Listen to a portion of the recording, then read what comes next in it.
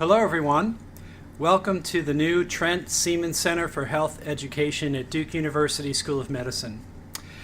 I'm really happy to share this short tour of some of my favorite places in the human brain with you all.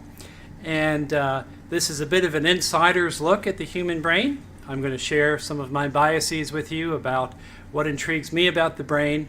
And since it's something of an inside story, I thought, I should probably go to some inside place to film this. So we are in the specimen prep room for the Duke University School of Medicine for the laboratory courses that we teach with human brain specimens. And as you can see behind me, we have quite a number of human brain specimens in our collection. This is the place where we store, where we curate the specimens, and where we prepare them for our teaching.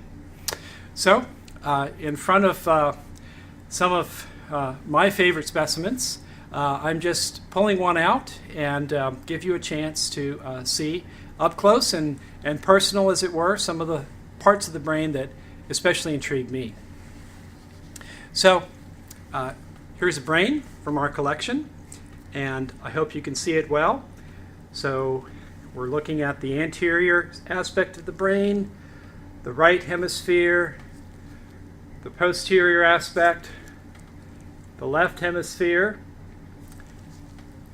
the dorsal surface, and I'm sure you can see the mid-sagittal plane there, where we have our longitudinal fissure separating the right hemisphere from the left hemisphere.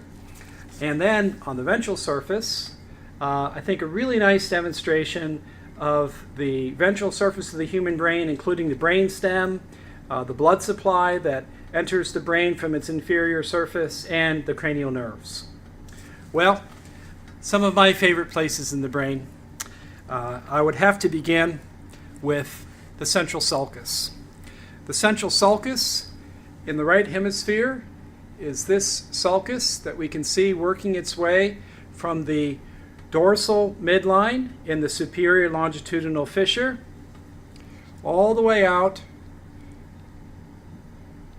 to the lateral fissure.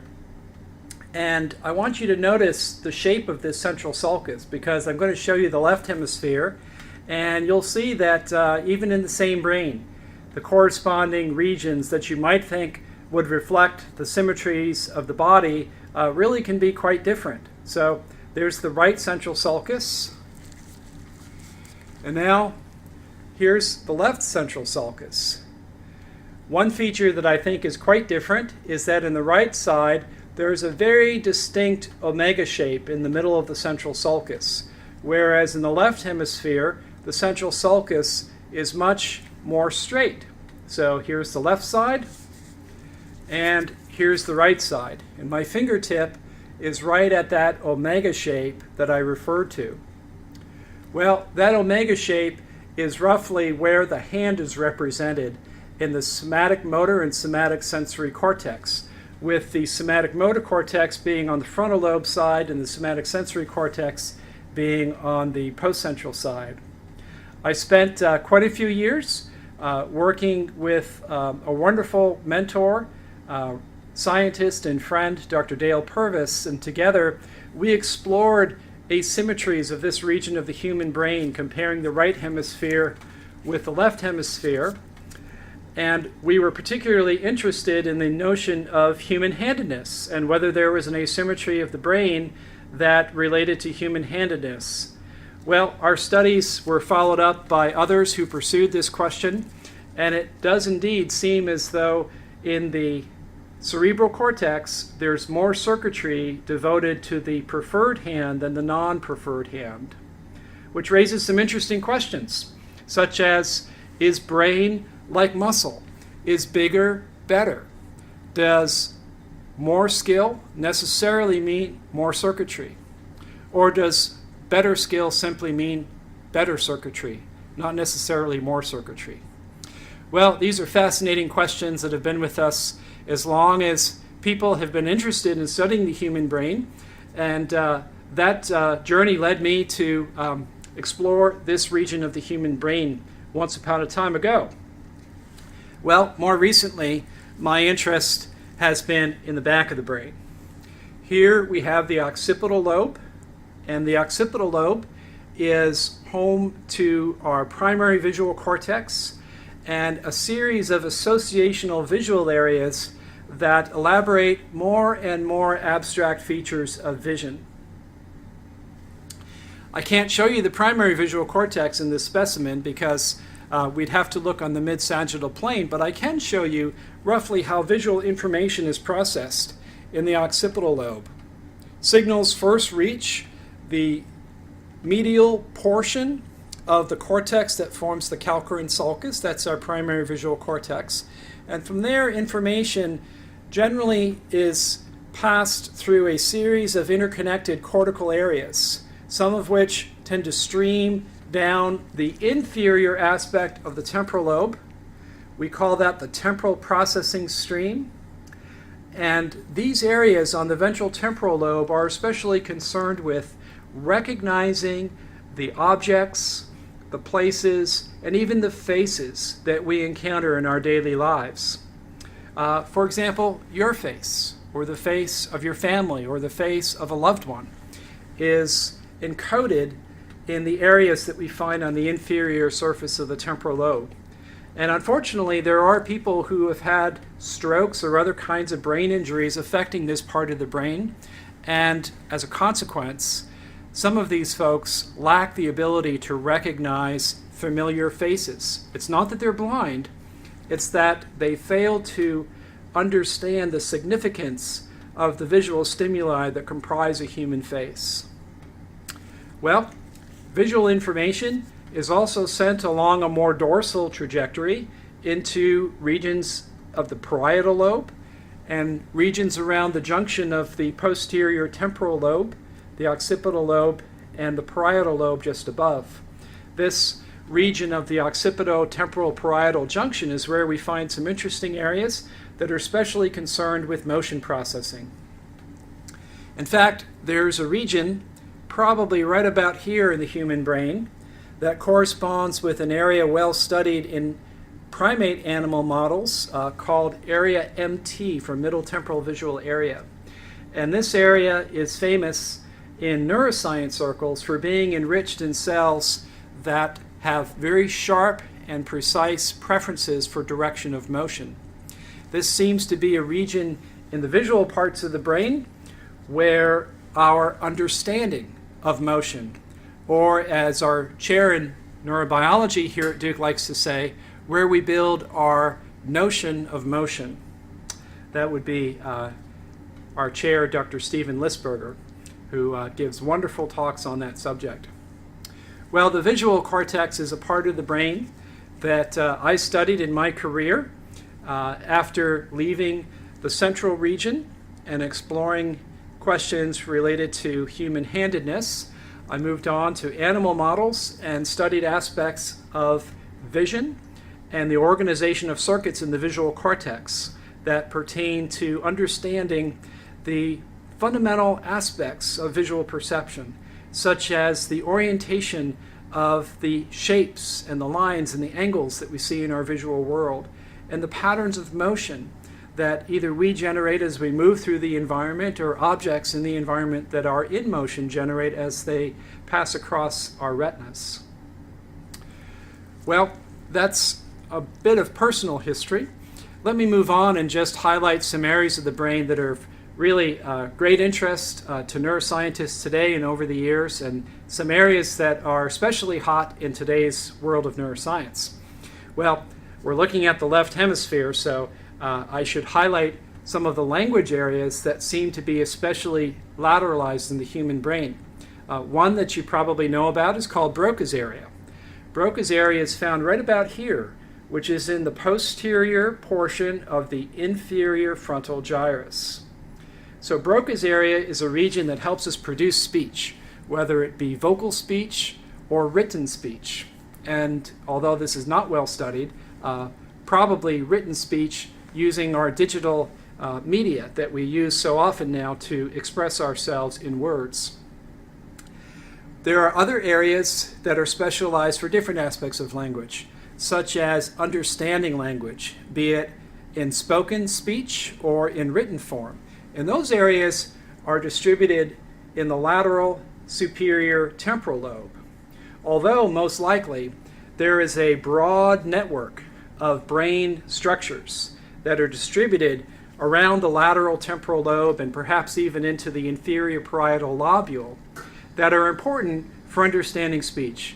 Classically, we call this Wernicke's area, but now I think we understand that it's not a single area corresponding to a cytoarchitectonic region, for example, but it's probably a network with multiple nodes that are encoding various dimensions of language for the purpose of understanding language.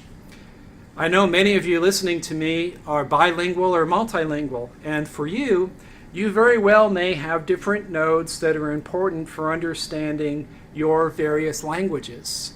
And for those of you who utilize American Sign Language, yes, you probably have a node somewhere in here that encodes your visual understanding of language as expressed in the motions of the hands and the face. Well, let's turn over to the right hemisphere. Indeed, we've got corresponding structures in the right hemisphere in the position of the posterior part of the inferior frontal gyrus and in the superior part of the lateral temporal lobe. We conventionally don't call these areas Broca's areas and Wernicke's areas because if there were injuries here or if these areas were dysfunctional, there would still be speech and understanding of speech. However, something would be lost. Probably what would be lost is the ability to imbue speech with emotional tone and the ability to understand tone. Well, here in the United States of America, it happens to be Valentine's Day. And while we're thinking about making speech in the right hemisphere, I can't help but to think of the stories in the literature of marriages that have been broken over damage to the right hemisphere, specifically in the region of Broca's area. Imagine this: one spouse declares to another, "You don't love me anymore." Of course I love you. Why don't you believe me that I love you?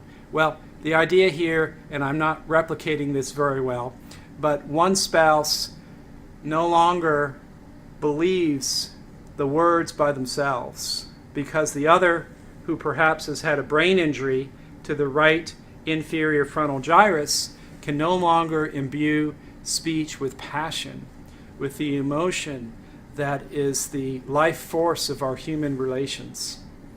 So although right hemispheric lesions are ineloquent, as sometimes we hear the neurosurgeons say, they can be nevertheless devastating to the human condition. Well, lastly, I want to show you a fascinating part of the brain that we'll come to near the end of medical neuroscience. And it's this part of the frontal lobe that sits directly above the orbits of the eyes. This is called the orbital cortex, and it's a part of the brain that was damaged in a famous case in the medical literature from the 19th century.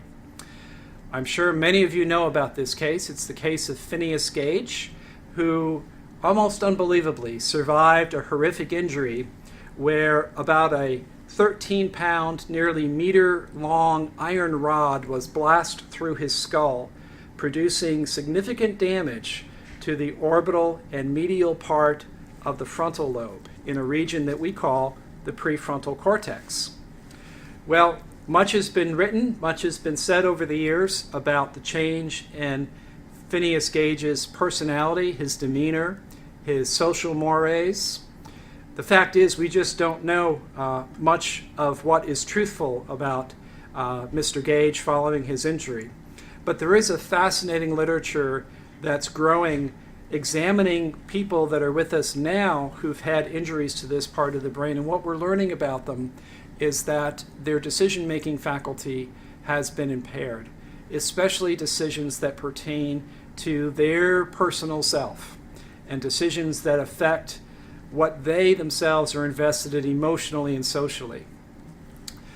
And so this is a part of the brain that's critical for the integration of emotions and cognition in such a manner that it allows us to predict the future.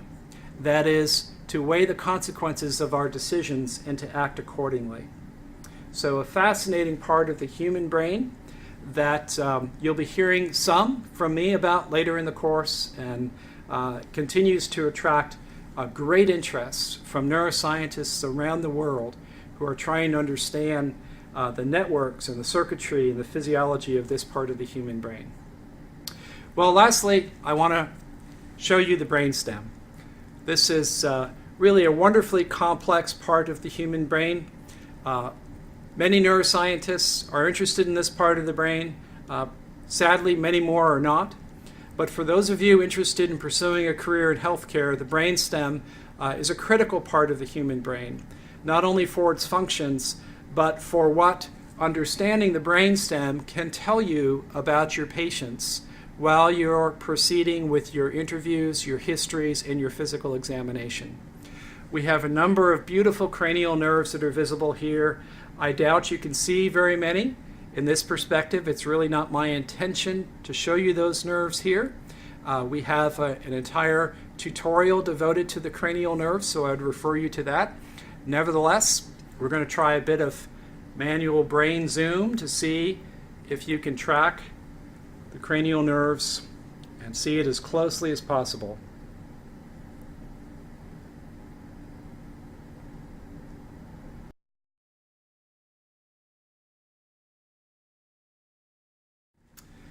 Okay, well, I'm nearly done showing you some of my favorite places in the human brain. Let me just conclude by quickly going over the 4 lobes of the cerebral hemispheres, which I hope will soon be very familiar to you as you view our videos of actual brains, as well as refer to our tutorials with illustrations and pictures. And for those of you who've purchased the textbook, you can look in the appendix and read about the anatomical organization of the cerebral hemispheres there. Okay, so looking at the right hemisphere, we have the frontal lobe to the anterior side, the occipital lobe to the posterior side, and then between the frontal and the occipital lobe is the parietal lobe in the superior aspect of the hemisphere and the temporal lobe in the inferior aspect of the hemisphere. The dividing line between the frontal lobe and the parietal lobe is the central sulcus. My index finger overlies the precentral gyrus, my middle finger the postcentral gyrus, and the space between my fingers representing the central sulcus. So the central sulcus is the division between the frontal lobe and the parietal lobe. The division between the parietal lobe on the occipital lobe depends upon what we can see from the mid-sagittal plane. Right about at the position of my finger is the parieto-occipital sulcus, which marks one point of demarcation between the parietal lobe and the occipital lobe. The other is a feature of the inferior aspect of the hemisphere called the parieto-occipital notch, which is attributable to a flap of dura that sits between the cerebellum and the occipital lobe called the tentorium. So an imaginary line between the parieto-occipital sulcus and that preoccipital notch is what divides the parietal lobe from the occipital lobe, and then the temporal lobe in front of the occipital lobe. So our temporal lobe then extends forward. Well, thanks for spending a few minutes behind the scenes with me in our specimen prep room in our Trent Seaman Center for Health Education. I hope you enjoyed this. I know I did.